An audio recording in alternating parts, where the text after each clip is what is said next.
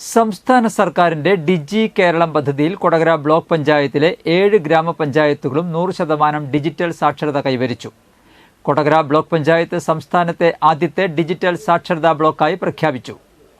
പ്രഖ്യാപനത്തോടൊപ്പം 100% സാക്ഷരത കൈവരിച്ച നെന്മണിക്കര, കൊടകര, മറ്റത്തൂർ, അളഗപ്പനഗർ, തൃക്കൂർ, വരദരപ്പള്ളി, പുതുക്കാട് ഗ്രാമപഞ്ചായത്തുകളെ ആദരിച്ചു. യോഗം കെ രാമചന്ദ്രൻ MLA ഉദ്ഘാടനം ചെയ്തു. Kodakara block panchayat president MR Ranjith അധ്യക്ഷത വഹിച്ചു. ജില്ലാ പഞ്ചായത്ത് പ്രസിഡന്റ് VS പ്രിൻസ് മുഖ്യാതിഥിയായി.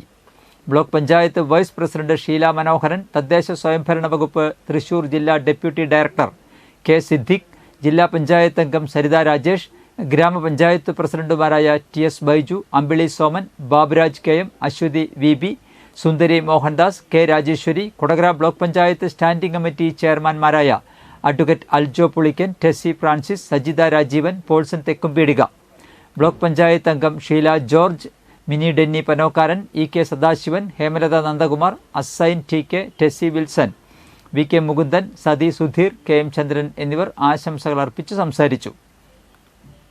രാജ്യാന്തര വാട്ടർ വീക്ക് ഉച്ചകോടിയിൽ ആദരം ഏറ്റുവാങ്ങിയ മറ്റത്തൂർ ഗ്രാമപഞ്ചായത്തിനെ കൊടകര ബ്ലോക്ക് പഞ്ചായത്തിന്റെ നേതൃത്വത്തിൽ ആദരിച്ചു. ഡിജിറ്റൽ സാക്ഷരത കൈവരിച്ച ഗ്രാമപഞ്ചായത്തുകളിലെ മുതിർന്ന പൗരന്മാരെ പൊന്നാടയണിയിച്ച് ആദരിച്ചു. കുടുംബശ്രീ, NCC, NSS, സന്നദ്ധ സേവ പ്രവർത്തകർ, യുവതി യുവാക്കൾ തുടങ്ങിയ വോളണ്ടിയർമാരുടെ നേതൃത്വത്തിൽ 7 പഞ്ചായത്തുകളിലെ 62,430 കുടുംബങ്ങളിൽ സർവേ നടത്തി 13,293 പഠിതാക്കളെ കണ്ടെത്തി ഡിജിറ്റൽ പരിശീലനം നടത്തിയാണ് കൊടകര ബ്ലോക്ക് പഞ്ചായത്ത് സമ്പൂർണ്ണ ഡിജിറ്റൽ സാക്ഷരതാ നേട്ടം കൈവരിച്ചത്. ഗ്രാമപഞ്ചായത്ത് സെക്രട്ടറിമാർ, ജില്ലാതല ഉദ്യോഗസ്ഥർ, ബ്ലോക്ക് തല ഉദ്യോഗസ്ഥർ, അങ്കണവാടി അധ്യാപകർ, കുടുംബശ്രീ പ്രവർത്തകർ എന്നിവർ ചടങ്ങിൽ സന്നിഹിതരായിരുന്നു. Kodakara block panchayat joint BDO Benny വടക്കൻ നന്ദി രേഖപ്പെടുത്തി. ഈ രണ്ട് സംവിധാനങ്ങളും ഉദ്ഘാടന മണ്ഡലത്തിലെ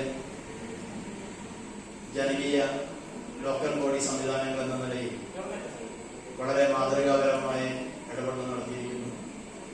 അതോടൊപ്പം വളരെ വേഗതയിൽ പൂർത്തീകരിച്ചിരിക്കുന്നു.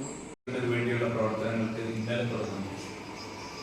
ഡിജി കേരളയുമായി ബന്ധപ്പെട്ടുകൊണ്ടുള്ള പ്രവർത്തനങ്ങൾ ഇതുപോലെ തന്നെ മുമ്പ് ആരംഭിച്ചു.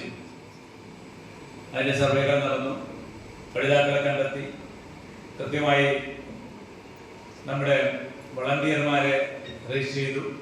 വളണ്ടിയർമാർ വീടുകളിലെത്തിയും അതുപോലെ തന്നെ പ്രധാനപ്പെട്ട കേന്ദ്രങ്ങളിൽ കൂടിയും ആളുകളെ പഠിപ്പിച്ചു.